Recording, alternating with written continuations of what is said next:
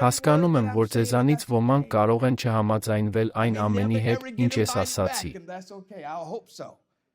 Հնարավոր է, ես երբեք էլ չհրավիրվեմ, եւ դա նորմալ է։ Հուսով եմ, այո։ Բայց կարող եմ ձեզ ասել հետևյալը. Ես այստեղ չեմ, որ բեմականացում խաղամ։ Այսօր ձեզ ասված որոշ բաներ կարող էին լինել իմ քաղաքական կարիերայի ավարտը, բայց ես չեմ պատրաստվում ձևանալ։ Ոչ, եղբայրներ եւ քույրեր, ես այստեղ եմ քաջությունը պաշտպանելու համար։ Եվ ինձ համար միևնույն է, թե մարդկանց դուր չի գա իմ ասածը։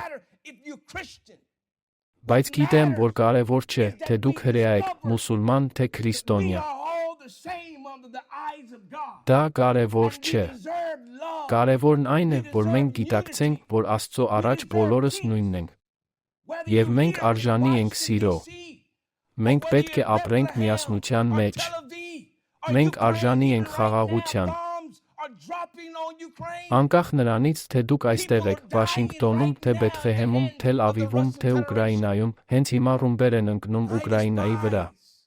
Հենց հիմա մարդիկ մահանում են Ռուսաստանի Դաշնության ձեռքով։